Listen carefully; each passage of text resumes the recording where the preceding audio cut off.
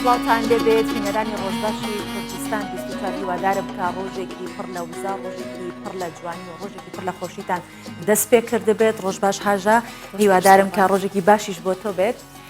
خۆشەویستان هەروەک دەزانین ڕێکارەکانی تەندروستی بۆ بەرگاربوونەوەی ڤایرۆسی کۆرۆنا ڕۆژ بە ڕۆژ لەلایەن حکوومەتی هەرێمی کوردستانەوە تونتر و تونتر دەکرێتەوە. ئەمەش لە پێناو پاراستنی گیانی هاوڵاتیانە و ئەوە لە یاد نەکەین کە پابەند بین بە ڕێنمایەکانی تەندروستی بە تایبەتی لەو کاتەوەی کە دەرچوونی بڕیاری قەدەغەکردنی هاتوچۆ لە ناو سنتەری شاری هەولێر و شاری سلێمانی دەبێ ئەمە پابەند بین بۆ ڕێنمای ڕێکارانە بۆ ماوەی 48 کاتژمێر. هیوادارین کە لەوە زیاتر نەخایەنێت و بە 48 کاتژمێر بتوانرێت ئەو هاتوچۆ زۆرە کۆنتڕۆڵ بکرێت. ڕۆژباش بینەران و بیسەرانی کوردستان 24 بێگومان وەکو سۆڤانی هاوکارم ئاماژەی پێکرد کە قەدەغەکردنی هاتوچۆ لە شاری هەولێر و سلێمانی بۆ ماوەی 48 کاتژمێر ڕاگەیەنراوە، بەڵام لەگەڵ ئەوەشدا هەمیشە ئێمەی ڕاگەیەنکار و هەروەها برایانی ئاسایش و پۆلیس و کارمەندانی بەرگری شارستانی بەگشتی لە خزمەت ئێوەداین. هەمیشە بەردەوامە بین لە هەموو بارودۆخە دژوارەکان، خۆشەکان، ناخۆشەکان لە خزمەت ئێوەداین. ئێوە لە ماڵەکانتان بمێننەوە و ئەوەی کە جێگەیان زۆر دیارە کە ئێستا لە پلەی باڵادان لە خزمەت ئێوەدا کارمەندانی تەندروستیە. بە هەمان شێوە ئێمەش لە خزمەت ئێوەداین و بەڵام ئەوەی ئەوانەیکەن بەڕاستی کارێکی زۆر مرۆڤانەیە کە گیانی خۆیان کردوتە مەترسیەوە لە پێنا ئەوی کە ئەگەر خوانەخواستە توشبێکی کۆرۆنا هەبێت چۆن بیپارێزن و چاودێری بکەن. بۆیە بە هەمومان بتوانین ڕێز لەو خزمەتە بگرین ئی هەموو کارمەندانی هەموو ئەوانەی کە لە خزمەت هاوڵاتیانان بەمانەوەتان لە ماڵەکان و بە پاراستنی خۆتان و منداڵەکانتان لە بیرتان نەچێت ئەم بارودۆخە ئەگەر ئێمەی گەورە بتوانین تا ڕادەیەک چۆن بە چ شێوازێک وەریگرین، بەڵام بۆ منداڵان شێوازێکی جیاوازترە. بێگومان سۆڤان تێگەیاندنی منداڵان ئەرکی هەریەک لە ئێمەیە. ئێستا ئەوان لەوانەیە هەست بە و دوودڵی و نائارامیە نەکەن یان خودت هەست بە مەترسیانە نەکەن، بۆیە تکایە بە شێوازی خۆیان تیان بگێنن و کاتێک کە لە ماڵەوە ئەبن لەگەڵیانەمێنەوە ئەو کاتە بە باشترین شێوە لەگەڵ ئەوانە بەسەربەرن و بە شێوازیەکی زۆر تایبەت و مناڵانە لەوانی بگێنن کە ئێستا ئێمە لە چ بارودۆخەکەین پێویستمان بە چ پارێزگاریەک ئەمە واکە هەمیشە بەرگری لەشمان زیاتر بکە و مێدیشمان هەبێ بۆی کە هەموو ئەم دۆخەتەیە پەڕێ. بێگومان ڕۆژێکە بێت سۆڤان کە هەر هەمومان باس لە ماکەین وەکو مێژوویەک یاخود وەکو یادەوەرێکی خۆش بەیان ناخۆش بێ باسێکین و دۆخەکان هەمووی تێپەڕێ. بۆیە بێ ئومێدمە بن و ئیرادێکی باشتان هەبێ. ئەمڕۆ لە ناو بابەتەکانماناوەی کە باسی لێوە ئەکەین جگەلەوەی کە باس لە ڕێکارەکانی تەندروستی و هاتوچۆ ئەوانە هەر هەمووی ئەکرێت. باس لەوەش ئەکەین کە ئەمڕۆ لە یادی نەکەین یادی 29 ساڵەی ڕاپەڕینی دهۆکە کە ئەویش لە ڕۆژێکی وەکو ئەمڕۆ پەیوەند بوو بە شارەکانی دیکەی کوردستان و هەروەها لەوێش ڕاپەڕین ئەنجامدراوە. خەڵکی بە جۆش و خۆشی دهۆکیش وەکو شارەکانی دیکە توانیان دام و دەستگاکانی حکوومەتی بەعەس لە ناو دهۆک دەستی بەسەردا بگرن و سربەخۆیەک بۆ شاری دهۆک دروست بکەن وەکو شارەکانی دیکە. کامەش باسی لێکن و میوانیشمانە بێت و لەو بارەشۆ پاکێجمان دەبێت. بێگومان جگە لەوانەش چەندین بەرگە و بابەتی جیاوازترمانە بێت لەسەر هەم کۆرۆنا خۆپارێزیەکان. بۆیە بە تایبەت کە ئێستا لە ماڵۆن بینەری کوردستان 24 بن ئەم کاتژمێرە لەگەڵمان بێنەوە بەو هیوای کاتێکی سوودبەخشتان هەبێ و سەرەتاش سۆڤان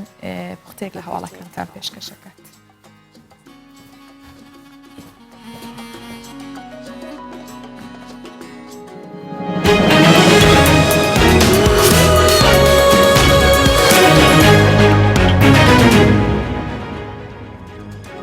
حاڵەتێک لە هەولێر و 7 حاڵەتی دیکەی توشبوون بە کۆرۆنا لە سلێمانی تۆمارکران. وەزارەتی تەندروستی هەرێمی کوردستان لە ڕاگەیەندراوێکدا بڵاوی کردەوە لە بەردەوامی پشکنینەکانیان 7 گومان لێکراوی دیکەی توشبوون بە ڤایرۆسی کۆرۆنا لە سلێمانی دەستنیشانکران. 6 کەس لە توشبووان لە ئەندامی خێزانی ئەو کەسن کە ماوەیەک لەمەوبەر بە کۆرۆنا گیانی لەدەستدا و ئەوەی دیکەشیان لە ئیتاڵیا گەڕاوەتەوە. هاوکات حاڵەتێکی دیکەی توشبوون بە کۆرۆنا لە هەولێر تۆمارکرا و هەروەها یەکەم حاڵەتی توشبوون بە کۆرۆنا لە هەڵەبجە تۆمارکرا.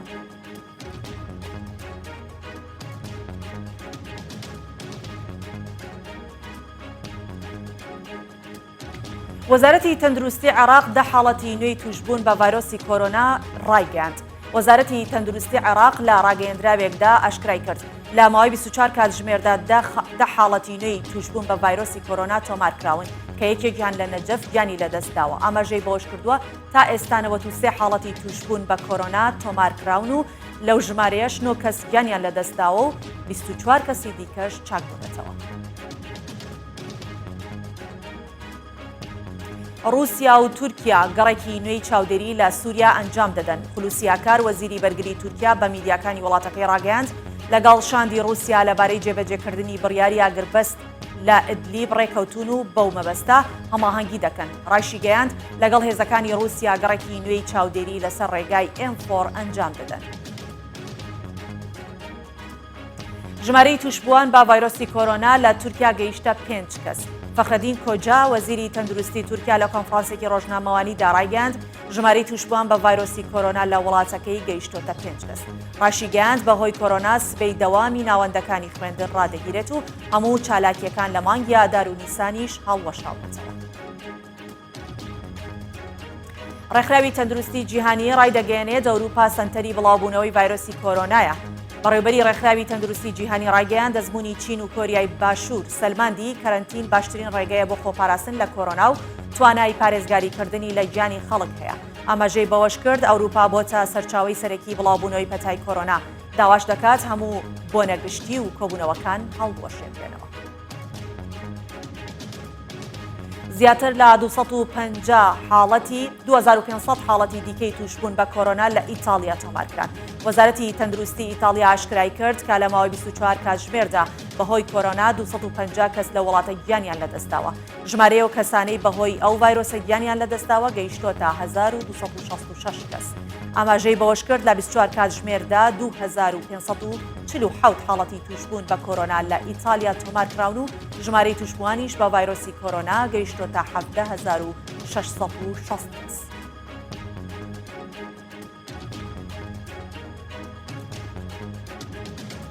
بەهۆی ڤایرۆسی کۆرۆنا باری نائاسایی لە سەرتاسەری ئەمریکا ڕاگەیەندرا. دۆناڵد ترامپ سەرۆکی ویلایەتە یەکگرتووەکانی ئەمریکا بەهۆی تەشەنەکردنی ڤایرۆسی کۆرۆنا باری نائاسایی لە سەرتاسەری وڵاتەکەی ڕاگەیاند و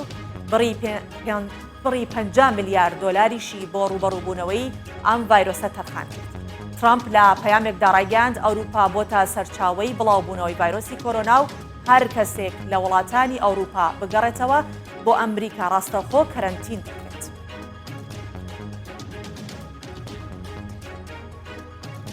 بەم شێوە هاتینا کۆتایی کورتەی هەڵ.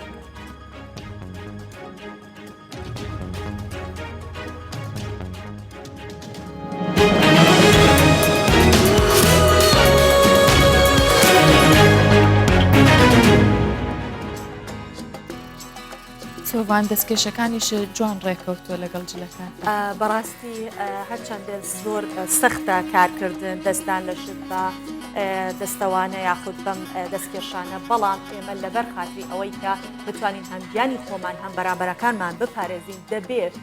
بە ناچاریش بووە ڕێنمایەکانی تەندروستی وەکو خۆی جێبەجێ بکەین. هەرچەندە دەمامەکدانان وەکو چەند جارێک میوانمان بانگێش کردووە دەڵێن دەمامەکدانان بۆ زیاتر بۆ کەسانەیە کە توش بوونەوە ئەو کەسانی کە زۆر لە ناو نەخۆشەکانن بۆ ئێمە دەمامەک بەکار ناهێنین تەنها دەستکێش بۆی کە دەست بەر هەر شتێک بکەوێت ئێمە پارێزراو بین لەو شتانی کە دەستمان بەریکەوت ئەوەی توش زۆر ڕێک ئەوەی من زۆر ڕێک ناکەوێت لەگەڵی دەستە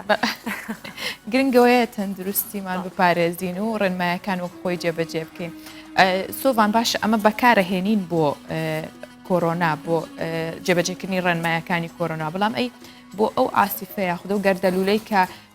توشمان بووە بۆ ئەوە چی بکەین کە ئێستا گەردەلوولێکی بەهێز بە ناوی گەردەلوولی ئەژدیها دراگۆن ستۆرم زۆربەی وڵاتە عەرەبەکان ڕۆژهەڵاتی گرتوتەوە لە نێویشیاندا عێراق کە میسر ڕێژەیەک لە قوربانی لێکەوتۆتەوە. ئەو گەردەلوولە 100 ساڵ جارێک ڕۆیات لە گەردوونە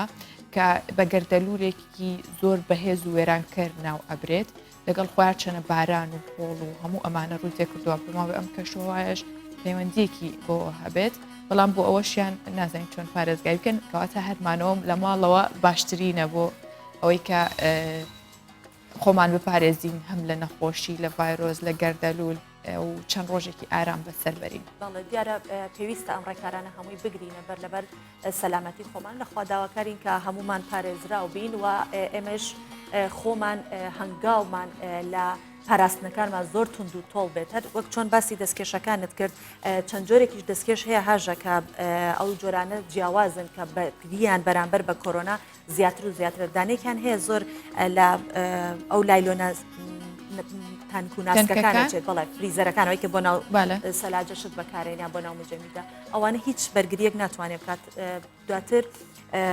ئەو دەستکێشانەی کە تەبەقەبەندی کراون یا پلەبەندی کراون زۆر باشترە کە ئێمە باشترین کوالیتیدارترین دەستکێش بەکار بهێنین. دوای بڕیاری حکوومەت هێرمی کوردستان ناوچە گەشتیارەکانی دەڤەری سۆران کە لە سەدا هەشتای گەشتیاری هەولێری پایتەخت و سەداسی هەموو عێراقیش پێکێنێ بەڕووی گەشتیارانی ناوخۆیی و بیانیدا داخران. هاتنا گەشتیارên بیانî ji bo Kurdistanê ji birî ku qerebalixî bi havînga û cihên geştdarî ve peyda kiriye.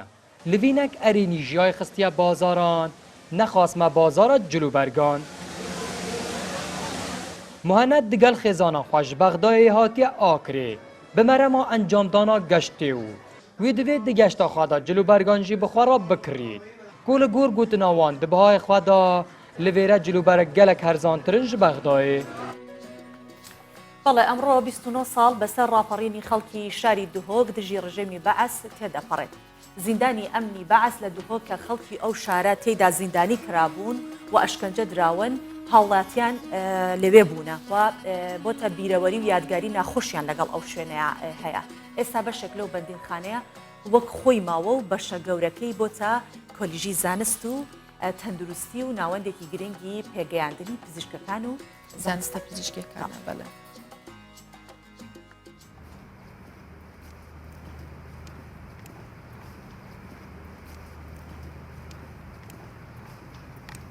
Li piş şifşê divê zîndanê bi dehan çîrokên trajîdî û dilêş hene û ev cih ji bo kesên ku li vê bindavê hatine zîndanîkirin wekî dûzexekê ye.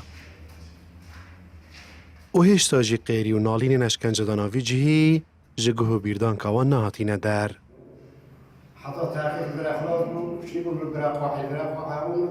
Mam Xurşîd jî divê zîndanê ve komeka bîraweriyên tal û tijîjan helgirtîne. Asala haşişeşi asal girtin. و آسینا برای سه هیوا ممال ودرکه تحقیق ودرکه هر سه هیوا تعذیب و نخوشی و جلت نون ودرکه جنکو ظلام و تعذیب و سرا کردنی کم ترایتره بو ما ارزاق بو پشمرگید برو تاتینو چونو و پسماو منو برای ما و همیل افراد بون سرا بره امود نگردن و پشتی سه هیوا ام ودرکه ام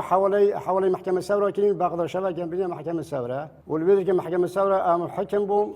ما ابد وقتی پشتوی من نخوش وقتی روز اول است نمی تحقیق بغداد جنکید وره و تعذیب داد دنگیت فدا گفتم بو مبخو جلای نخوش. سزارت شین میدان بود علی کردستان کمی بلند کردی. ایشلاپ از ناو خود هندی ملتی کردستان بیدم علی کردستان نمی‌توانه. اوه زیندانا امنا دهوکیه یا کو به دهان و صدان جکرو کچن وی باجری الویجی هاتینه اشکنجدان و برزکرن.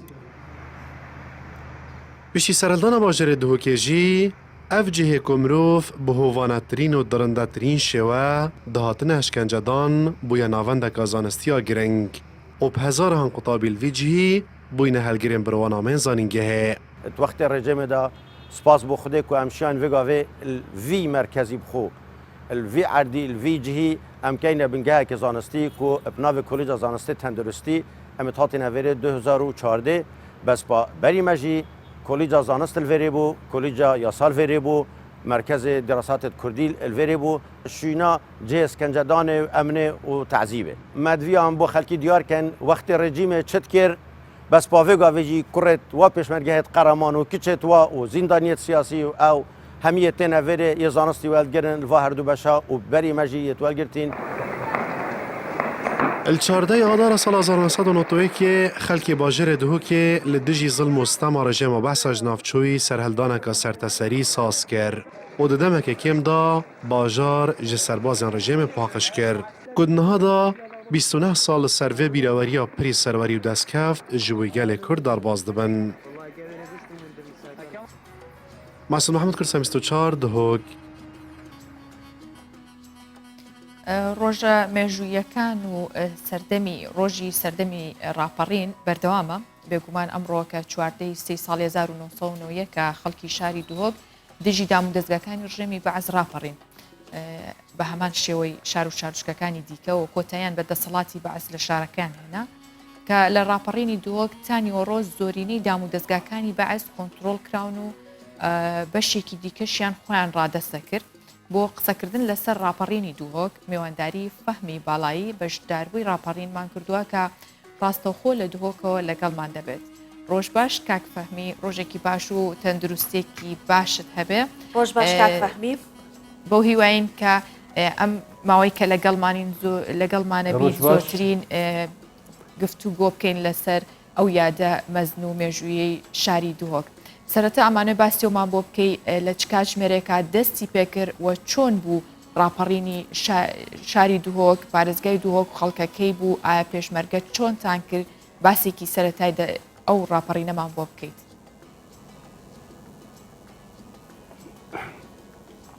بله روز باش کردستان روز باش بو برنامه هواشی پیروزباهی همی گله کرد که این سرانسری هر 4-5 کردستانی تایبل باشور و دوکی باجر دوکی کو روزا سرهلدانی بو روزا کا پیروز بول همویا پیروز دکینو براستی وکی کل همی پارچین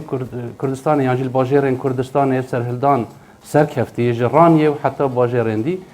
دوکی باجر داویه بو 13 سر 14 هندک آماده کاری هات نکردن پرکا ازگی دنگ کردستان و شورش و او پیوندی هاتی نکردن یه کسایتی یعنی خلکی خو آماده کردی از اکشوان بوم که روزا 13 بریوه ما هر تشت آماده کرد لی وقت چک دست مدانه بو شبا 14 یعنی 13 سر 14 ام چون دف برس ابراهیم حاجی ملو کو توی وقتی دا چک هبو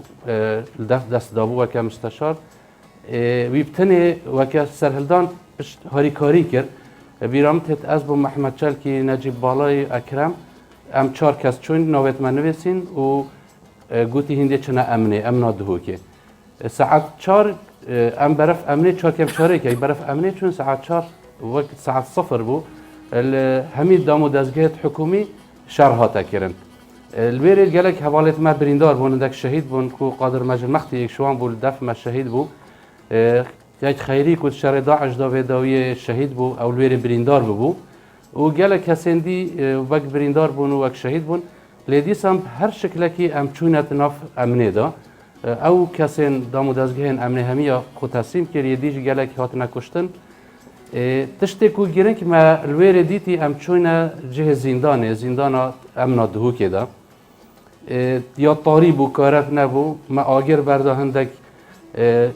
جلکا و ام چوی نجور او زندانیت ویری مرزگار کرن ام چون جه اشکنجه الویری جندک تشت لیبون مرا کرن پاشی هم هاتین پرتوک خانک هبو سرنویسی بو پرتوکین قدغه کری بیرامت الویری دیوان شاعر کرد ماموستا عبدالرحمن مزوری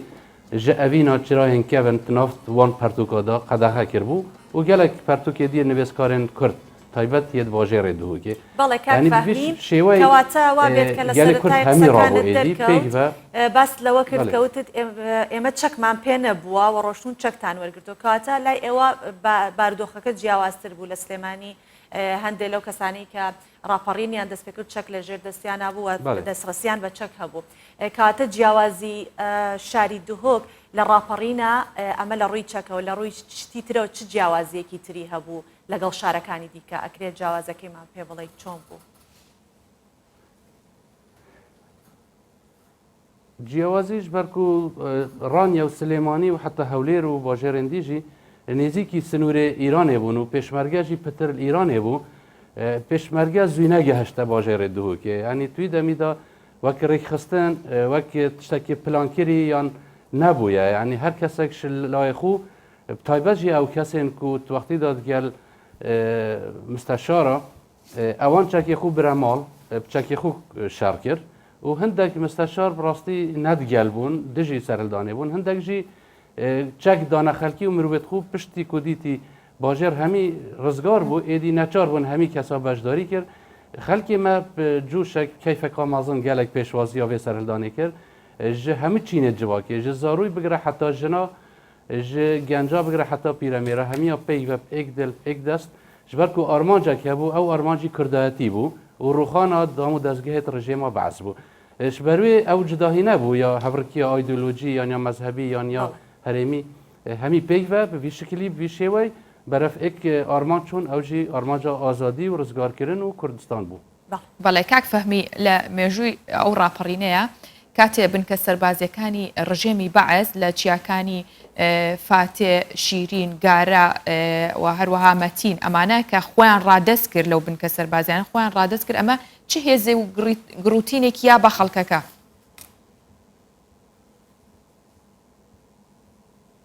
بله او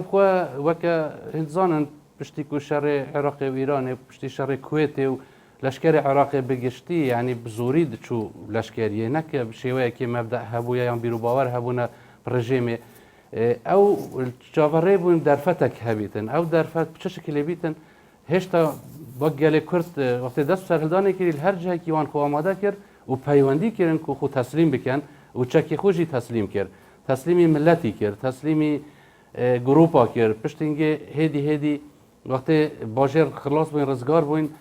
او جهن سرسنوری تایبت پشمرگه گروپت پشمرگه نیزی بون افچه که همی بی شر بی کو وکی بین قربانی به ندان پتریا وان خود تسلیم کرد و هاتن بس سردریه که گل کامروواتی یا باش گل هاتا کردن و که گل کرد همیشه ویا خارن جهت نوستن المزگفت جهت تایبت بودانان و پاراستن نه هلا چه زیان گهنه چه ضرر گهنه حتی آرامی یک چکری هندک کمیته هاتنا چکرن یه سویل و اوان برای وان دا گوتی هند خازن گلمه بن هند خازن جی بچنه مالت خو پشتی کو چوین و فیدیه رژیم بعض هاتن همیل ویره کم کرن جاره کادی هیز اوان کو هرش بکنه و باجر دهو که لی تشتی کو از اشارت پی بکم روژاد دوی دیسا ام چوین فیدیه و که بنگه فرمانگه مازن یا لشکری بو او جی هاتا جناف برن و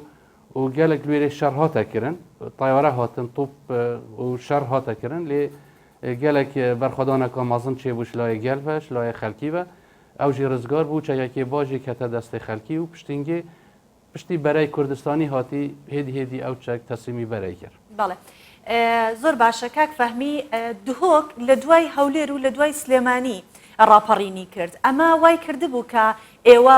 ئەو سەربازە باسیەکان یاخود کاربەدەستە باسیەکان بەرپرسە باسیەکان وای لێ بکات کە ترسیان لێ نیشت بێت و دڵنیا بن کە ئێوەش ئەتوانن ئەوان شکست بدەن بە هەمان شێوە بت کاریگەری هەبوو ئەتانبینی کە ڕابکەن بڕۆن لە ترسا یا خۆیان تەسلیم بکەن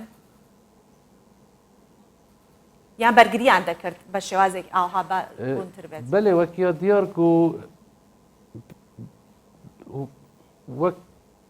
وەک لەشکەر هیچ بەرگری نەکرد تەنێ دام و دەستگەهێن ئەمنی یەت حزبی ئەوان بەرگری کرد یەت استخباراتی بەس ئەوێ دی هەندێک ژی پڕێکە پەیوەندیە چێبوون هەندێک کەسێن وەکە ناو جواکیدا نیاز یانجی کەساتیên دیار بوون و هەندێک ژی دبیت وەک مستەشار بن چون پەیوەندی بەرپرسیاری توانێت لەشکەری کرد بێ شەر خود تەسلیم کرد وەکە بێژن گەرانتیەک داوان و ئەم هەوا ناکوژین بی شکلی تەسلیم بوون لێ بیرامەتێدژ دنافوان کەساندا نێزیکە 20 تا 30 کەس ئەفسەرێت ئەمنێ بوون و یەت استخباراتی بوون ئەو وەکە هاتنە جەهەکێ تایبەت مەدایێ مەگوت ئەvە چێناویت بهێنە بەردان دێ دەستە سەر بنج بەرکو گەلێک پێزانین و تشتێر دەفت حتا نوێنەرێت بەرای کوردستانی تێن ئەم دێ تەسلیمی وان کەین و ئەو دێ لێکولینێت دیالکەن کە چه ئیجرات بەرامبەروان بهێنە وەرگتن سەر شێوەیەکی دادوەرانە. بەڵێ کاک فەهمی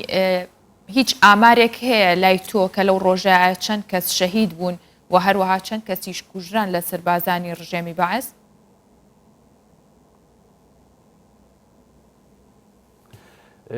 وەکیکو ئەس من شەهدێ بویەرێ ئەمنا دهوکێ دو کەس شەهید مدیتن گەل چەند بریندارە پشتی هەرتوێ ڕژێدا شەهید ماجد ئورەی او جیل بنگری مالطا گنجک بو ورزشوان بو هات شهید کرن چند يعني نزيكي حتى بينش كاسا اس دبينم هاتنا شهيد كرن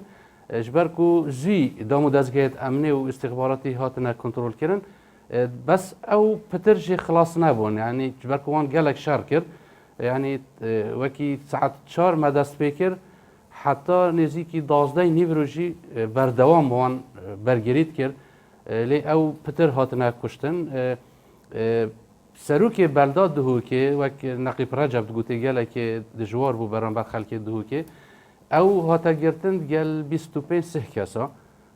او جی ما کرنت سیاره کامازن داو بیرامت سیاره موطابو اوید گرتی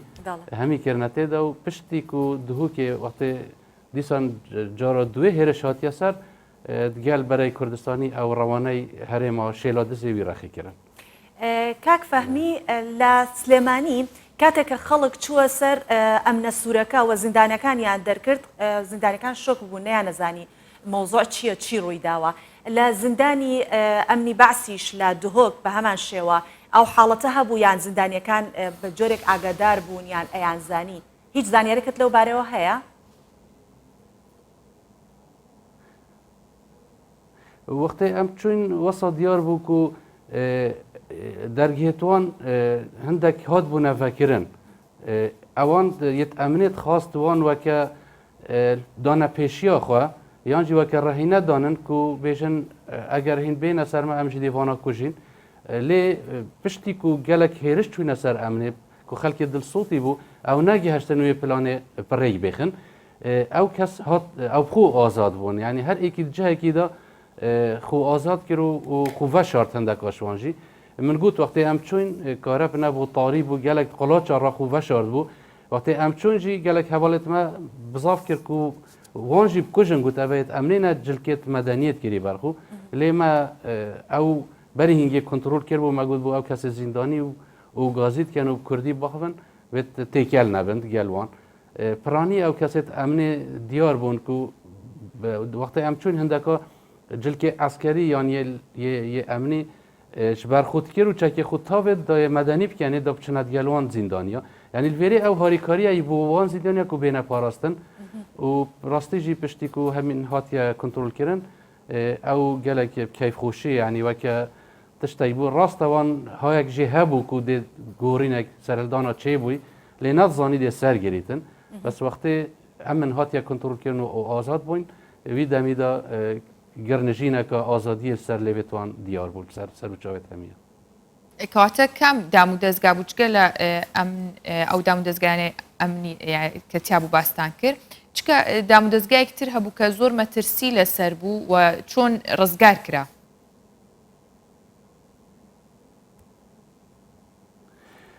دامو دزگاه تنه او بو یدیجی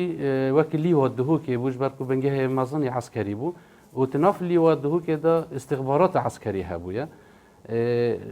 لأوان زوي خب ريكا هليكوبترا وكبر برسيتوان خو راكر لاشكرمان جهدية حزبي بون وكا بنجاه حزب بعث الدهوكي يعني الباروشكي ودائرة أمنة يعني أفسد جهة وكا بيشن برجريكر لأو جهة لاشكري يتكو عسكر خو أو بشر وان خو تسليم كر يعني كشتن شوان نهاتا كرن فترجع أبون أبيت حزبي ويت بحثي ويت استخباراتي أفسد جهابون بله روج دوای ئەوەی کە ڕاپەڕی کرابوو پانزەی مانگ خەڵک ڕەوشی خەڵک چۆن بوو ژیانی خەڵک چۆن بوو باوەڕیان کردبوو کە ڕاپەڕینە هێشتا حزبی بەعەز ترسیما بوو یان ڕۆژەکە ئاسایی بوو بۆ هەموو خەڵک ئەیزانی کە ڕاپەڕینە و تاو ڕۆژە دوێ هەڵبەت خەڵکی کەیف خۆش بوو لێ دیسان گەلێکە خوڤە شارد بوو يعني کەس هەبوون گەل ئەمنێ کارت کرد یت ئەمنێ بخۆژی ماڵت خۆ حەواند بوون گەلێک کەس هەبوون چ بوونەتە ناف دار و بیستان و جهێن ڤەشارتیدا ڕۆژە دوێ و سیێ ئەو لێگەریان هەبوو یعنی دگوتی هشیار بن هێشتا ئەوێت ئەمنێت خوڤە شارتین ڕەنگەل هەر وەختێکیدا دەربکەون و خەڵکی سڤیل یانجی بکەنە ئارمانج ئەف ترسە هەبوو لێ جبرك روجا دويت شون ام تشوينا فايديه او لشکری فیدیه جی وک فرمانگاه لشکری لویره جی پشتی هاتیه آزاد کردن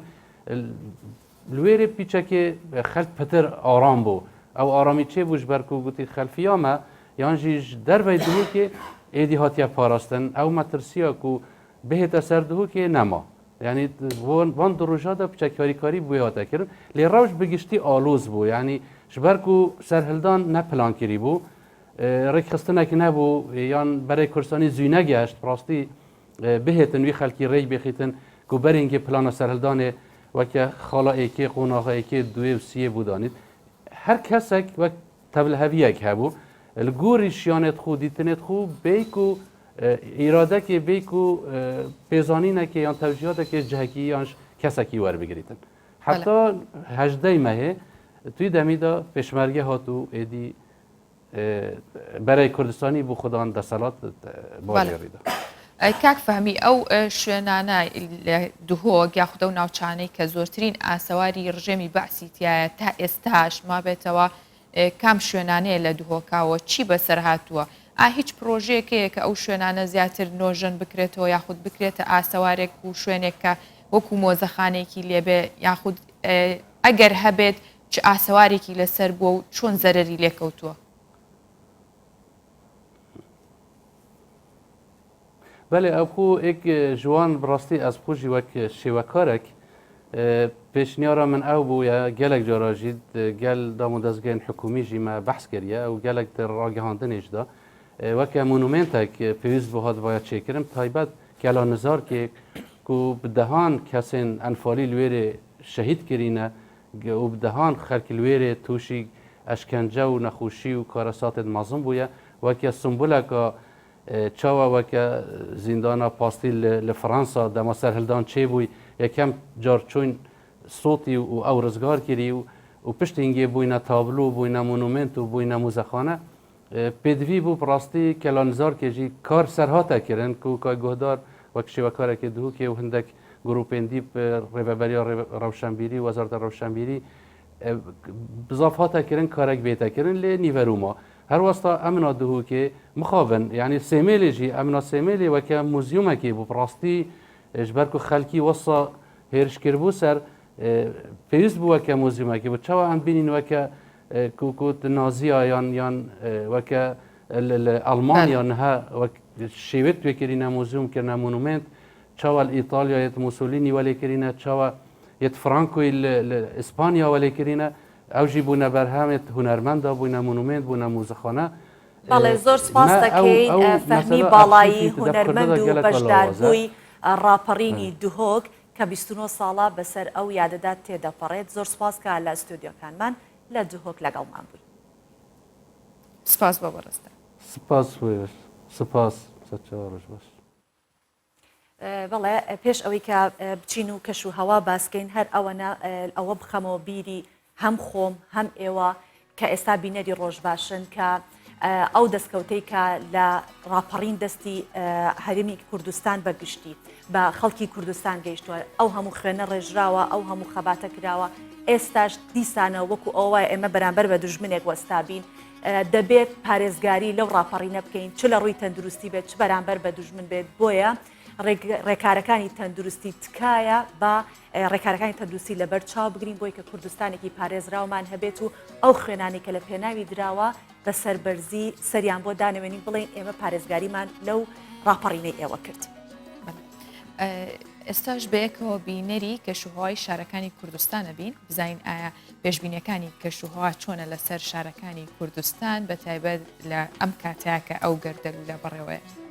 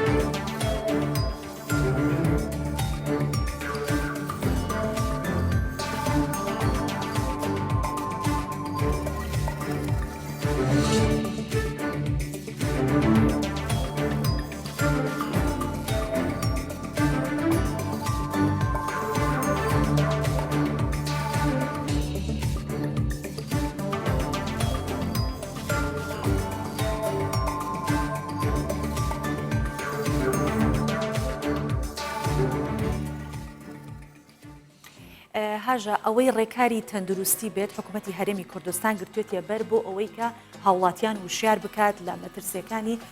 ببورن ڤایرۆسی کۆرۆنا و لە یەکێکی تری هەنگاوەکانی حکوومەتی هەرێمی کوردستان ماڵپەڕێکی تایبەت بە کۆرۆنای کردەوە کە حکوومەتی هەرێمی کوردستان ماڵپەڕێکی تایبەتی بە کۆرۆنای کردوتەوە زانیاریەکان و ڕێنمایە گشتیەکان ڕێنمایە تایبەتەکان بەو ڤایرۆسا بۆ هاوڵاتیان لەڕێ ئەو ماڵپەڕەوە دەخاتە ڕوو. بەڵێ حکوومەتی هەرێمی کوردستان هەر لە سەرتاوە زۆر ڕێکاری تونند و تۆڵی گرتە بەر. بەڕاستی جێی دەستخۆشیە کە لە هەموو زۆربەی وڵاتانی دیکە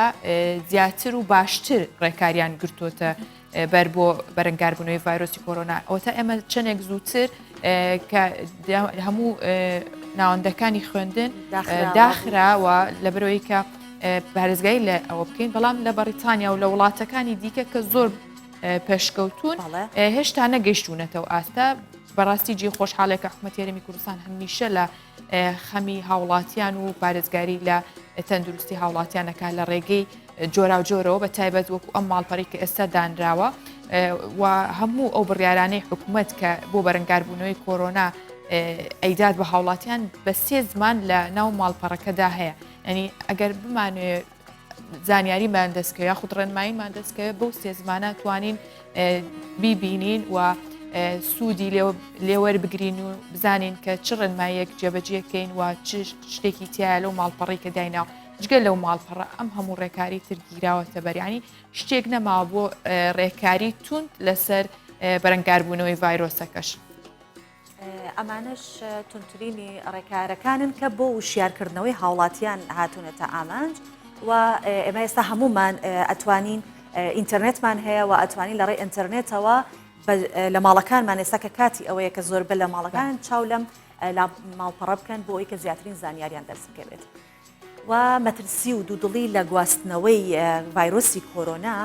وای لە خەڵک کردو کە گەیشتۆتەوە ئاستێکە و کەسانی ئاژەڵ دۆستن و لە ماڵ و ئاژەڵ بەخێو ئەکەن زۆر بترسن بۆ هۆیەوە لە خەمی ئەوەدان کە بزانن تا چەند گواستنەوەی ئەم ڤایرۆسە لە مرۆڤەوە بۆ ئاژەڵە بێت و لە ئاژەڵیشەوە بۆ مرۆڤ ئەبێت یا چونکە ئەو کەسانی کە ڕۆژانە زۆرێک لە سەگیان هەیە یان پشیلەیان هەیە لە ماڵەوە کاتەکان لەگەڵ ئەو ئاژەڵانە بەسەر ئەبن بۆی ئەوە زۆر گرنگە کە بزانن لە ناو ماڵی خۆیان ناو خێزانەکانە چۆن مامەڵە لەگەڵ ئەو ئاژەڵانە بکەن و کە بوونەتە هاوڕێی ناوماڵ و خێزانەکان. زۆرن ئەوانەی سەگ و پشیلەی ماڵی بەخێو دەکەن و ڕۆژانە بۆ چەند کاتژمێرێک مامەڵەیان لەگەڵ دەکەن. ئەو کەسانە پرسیاری ئەوەیان بۆ دروست بووە. ئایا ئەوان لەو ڕێگەیەوە تووشی ڤایرۆسی کۆرۆنا دەبن؟ بەپێی توێژینەوەی ڕێکخراوی تەندروستی جیهانی، سەگ و پشیلەی ماڵی ناتوانن ڤایرۆسی کۆرۆنا بۆ مرۆڤ بگوێزنەوە، بەڵام مرۆڤی توشبوون بە کۆرۆنا بۆ ئاژەڵە ماڵیەکانی دەگوێزێتەوە بە ڕێژەیەکی کەم تووشی ڤایرۆسەکەیان دەکات. هاوکات بەڕێوەبەراتی کشتتوکاڵ و سامانی ماسی و پارێزگاری لە ئاژەڵان لە هۆنگ کۆنگ ئاشکرای کرد بۆ چەند ڕۆژێک سەگێکیان خست بووە ناو کەرەنتینەی توشبووان بە کۆرۆنا. دواتر دەرکەوت بە بڕێکی کەم سەگەکە تووشی ڤایرۆسەکە بووە. ئاماژەی بەوەش کردووە هیچ بەڵگەیەک نییە دەری بخات ئاژەڵە ماڵیەکان سەرچاوەن بۆ گواستنەوەی نەخۆشی و ڤایرۆسەکان. پسپۆڕان و زانایان ئاماژە بۆ دەکەن سەرەتا ڤایرۆسی کۆرۆنا یاخود کۆڤید-19 لە شەمشەمەکوێرەوە بۆ ئاژەڵانی شیردەر و بچووک گواستراونەتەوە، دواتر لە ڕێگەی ئاژەڵەوە بۆ مرۆڤ گواستراوەتەوە. لەلایەن خۆیانەوە پسپۆڕانی کۆلێژی پزیشکی فێرتنەری هۆنگ کۆنگ و ڕێکخراوی تەندروستی جیهانی جەخت دەکەنەوە کە سەگ بە ئاستێکی کەم تووشی کۆرۆنا دەبێت، ئەویش لە ڕێگەی مرۆڤەوە بۆی دەگوێزرێتەوە. هاژە غەفور، کوردستان 24. ئەم ئینهاوسە ئەم ڕوونکردنەوەیەکی زۆر باش بوو لەبەرەوەی کە لە چەند وڵاتێک لە سەرەتا هەڵستان بە بەڕڵاکردنی ئاژەڵەکانیان یاخود دەیان کوشت ئاژەڵەکانیان دەکوشت، بەڵام ئەمەش زۆر ئیناوسێکی باش بوو کە بۆ کەسانی کەسە لە ماڵەوە ئاژەڵی ماڵی بەخێوەکەن کە مەترسێکی کەمترە بەڵام هەرە بێت چاودەری بکرێت، چونکە لە هەرێمی کوردستانیش خەڵکێکی زۆر هەن کە خولیای بەخێوکردنی سەگ و پشیلەیان هەیە. بەڵێ. پەرلەمانتارێکی ئێران ڕایگەیاندووە کە دەسەڵاتی فڕۆکەوانی وڵاتەکەی هۆکاری بڵاوبوونەوەی کۆرۆنایە. بەهرام پارسایی نوێنەری شیراز لە پەرلەمانی ئێران ڕایگەیاندووە کە وڵاتەکەی پاکترین وڵات بوو لە ڕوبەڕووبوونەوەی کۆرۆنا. بەڵام بەهۆی ڕانەگرتنی گەشتە ئاسمانیەکان بۆ چین هەر یەک لە دەسەڵاتی مەدەنی فڕۆکەوانی و هێڵی ئاسمانی ماهان هۆکاری سەرەکی بڵاوبوونەوەی ڤایرۆسی کۆرۆنان. و ڕایشی گاندووە ئەگەر کۆبوونەوەکانی پەرلەمانیش بەهۆی کۆرۆنا دەست پێ نەکەنەوە لە دادگا دۆسی تۆمەتبارانی بڵاوبوونەوەی کۆرۆنا جوڵێنێت. جەختیش دەکاتەوە تاوانی دەسەڵاتی مەدەنی فڕۆکەوانی زۆر لە هی ئەو کەسانە قورسترە بێت کە دەمامکیان لە خەڵک شاردبەوە. سۆڤان ئێران زۆر سەرچاوە هەبوو بۆی کە دووچاری ئەو ڕێژە زۆرەی توشبوونی ڤایرۆسی کۆرۆنا ببنەوە. جگەلەوە ئەو کاتە کە بۆ هەڵبژاردننی پەرلەمان بوو خەڵکێکی زۆر لەبەرەوەی کە هەڵبژاردن نەوەستێت نردیان ناوەندەکانی دەنگدان و بنکەکان ئەمەش هەریەکێک بوو. بێگومان دوای کۆتایی هاتنی کۆرۆنا هەموو ئەو دۆستیانە هەڵەدرێتەوە کە بوونەتە هۆی ئەو هەموو قوربانیە و بڵاوبوونەوەی ئەو ڕێژە زۆرەی کۆرۆناش. بە تایبەتی ئەو گەشتانی کە نەئەوەستێنرا لەگەڵ چین ئەو کۆمپانیای ماهان هەر بەردەوام بوو و تەنانەت لە چنیشەوە خەڵک سەردانی ئێرانیە کە دەمانە هەمووی بوونە هۆکار. یەکێتر لە مەترسیترین ئەو هۆکارانی کە ئەبێتە هۆی گواستنەوەی کۆرۆنا پارەیە و کارمەندێکی سندوقی دراوی نێودەوڵەتی تووشی کۆرۆنا بووە وتەبێژی سندوقی دراوی نێودەوڵەتی ڕاگەاندووە لە پێناو خۆپاراستن لە توشبوون بە ڤایرۆسی کۆرۆنا کارمەندێکیان لە ماڵەوە بە شێوەیەکی ئۆنلاین کارمەندەکانیان بەڵێ کارمەندەکانیان بە شێوەیەکی ئۆنلاین لە ماڵەوە کار ئەکەن و کارەکان جێبەجێ دەکەن. هەموو گەشتێکی ئەو کارمەندانەش سۆڤان بۆ وڵاتی ئەوروپا و کۆبوونەوەکانیان کە ئەیکەن و پێشتریان بۆ هەمویان ڕاگرتووە و جەختیشان کردوتەوە تا ئێستا تەنیا کارمەندێکی سندوقی دراوی نێودەوڵەتی تووشی کۆرۆنا بووە بەبێ ئەوەی ئاماژە بە چۆنێتی توشبوونی ئەو کارمەندە بکرێت کە چۆن توش بووە بە کۆرۆنا یەک دانە توش بووە بەڵام باسییان نەکردو ئایا چۆن توش بووە و دواتر پێچێت خەمیەوەیان هەبێت کە مەترسی لەسەر ئەوانی تریش دروست بێ و دوو دڵیان لە هەر وەک لەم هەواڵەیە کە باسمان کرد پارە زۆر گرنگە کە ئێمە بزانین بە دەستکێش و ئەوەی کە پارە لە نێوانمان چکە ئێمە کارتی بانکیمان نییە زۆربەی وڵاتانی جیهان ئێستا لە دوای بڵاوبوونەوەی ڤایرۆسی کۆرۆنا بە کارتی بانکی کارەکانیان ڕای ئەەکەن بەڵام ئێمە لە کوردستان چونکە ئەوەمان نییە ئەبێ زۆر خۆمان پارێزین چکە ئەو وڵاتانە دراوەکان لە وڵاتانی دەوروبەرمان هاتوون دۆلاری تایە یۆرۆی تای یەنی تایە و باسی ئەو من حەزەکەم باسی ئەوە بکەم کە ئێمە زۆر ئاگادار بین چۆن پارە لە نێوان خۆمانم بەبستم لە بازاڕەکانەکە ئەو شوێنەیە کە پارێتیا ئاگۆڕێتەوە زۆر گرنگە ئەو کەسانی کە کار دەکەن زۆر وریای ئەو بابەتە بن. بێگومان هەموو ناوەندی هەموو سێکتەرەکانی ژیانی گرتوتەوە هەموو شتەکانی گرتوتەوە چۆن هەموو پێشانگاکان هەموو فستیڤالەکان وەستێنران بە هەمان شێوەژێکێتی تۆپی پێی گیانیش بەهۆی کۆرۆناوە هەموو یاریەکانی دواخست کە یەکێتی تۆپ پێی گیانی فیفا لە ڕاگەاندراوێکدا کە بڵاوی کردوتەوە بەهۆی بڵاوبوونەوەی ڤایرۆسی کۆرۆنا هەموو یاریەکانی وەرزشی لە بانگەکانی ئادار و نیسان دواخست و ئاماژی بۆش کردو بەپێی یاساکانی تۆپی پێ پێویستەیانەکان پابندی بڕیارەکان بن و ڕێگە بە یاریزانان نەدەن ڕێگان پێبن بگەڕێنەوە بۆ ماڵەکانیان تا تووشی هیچ مەترسیەک نەبن. و یەکێتی تۆپی پێی جیهان جەختی شکاتەوە کە بەهۆی کۆرۆنا هاتوچۆ لە نێوان زۆربەی وڵاتانی جیهان وەستاوە و بە بارودۆخێکی زۆر دشواردا تێدەپەڕن. باسی ئەوەمان کرد کە لە پێش ئەم هەواڵەوە باسی درا و سندوقی نێودەوڵەتی و پارە و ئەو بابەتانەمان کرد ئێستا بەیەکەوە بەهای دراوەکان و نرخی زێر لە بازاڕەکانی هەرێمی کوردستان دەبینی.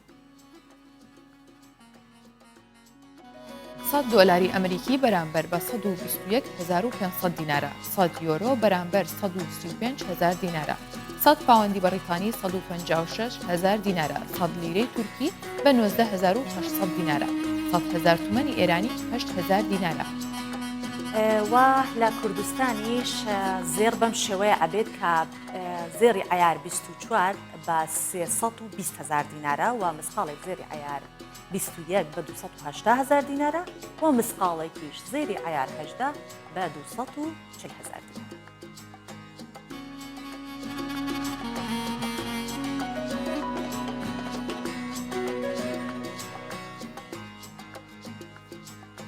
سۆڤان 5 ساڵ پێش ئێستا خەڵک چۆن لە تا ڕادێک ژیانێکیانی ئارامان نییە بەڵام هەرچەنە هیوادارین زۆر ئارام بێ بەڵام 5 ساڵ پێش ئێستاش دۆخێکی ناخۆش بەسەر هەموو کوردووە بووە جێی ئەوەی کە بێتە خەمی هەموو گیانیش و بە تایبەتیش ڕۆژئاوای کوردستان ئەوە بووکە مناڵێکی بچکۆلە بووە سنبولی ئەو کۆچەیکە هەبوو بڵێ کە بەڵام ئێستا سێ تۆمەتبار بە ڕووداوەکەی خنکانی ئالان کوردی ئەوش ئالان کوردی بووکە لە دەریای ئیجە هەمویان ئەو سێ تاوانبارە دەستگیر کراون و میدیاکانی تورکیا بڵاویان کردەوە سێ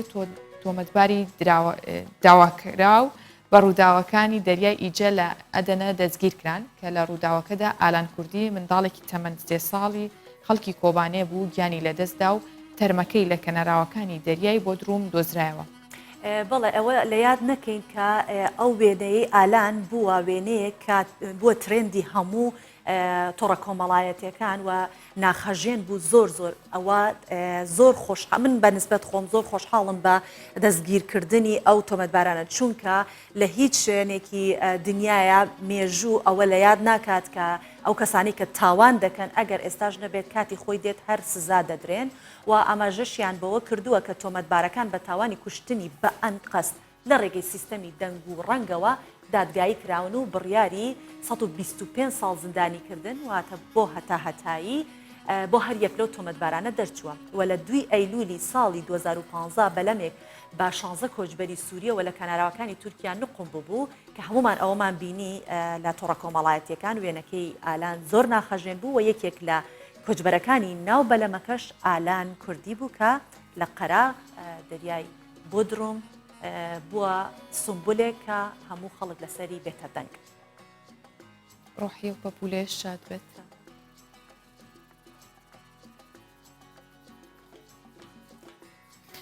سۆڤان کەمێک لە ئەو هەواڵە تۆزێک دڵگرانانە دوورەکەینەوە باسی واکەین کە خۆرهەڵاتن لە قەڵای کچان سەر بە شارۆچکەی ئەردەملی سنووری پارێزگای مێرسین لە باکووری کوردستان دیمەنێکی زۆر جوان و ناوازەی هەیە. زۆرینەی ڕۆژەکان خەڵک بۆ بینینی دیمەنی خۆرەڵاتن سەردانی ئەو ناوچەیەکەن و قەڵای کچان لە شارۆچکەی ئەردەملی سنووری پارێزگای مێرسینە لە لیستی شوێنە جیهانیەکانی یونسکۆدایە و ئێستا با ئێمەش بەیەکەوە دیمەنی خۆرهەڵاتن ببینین.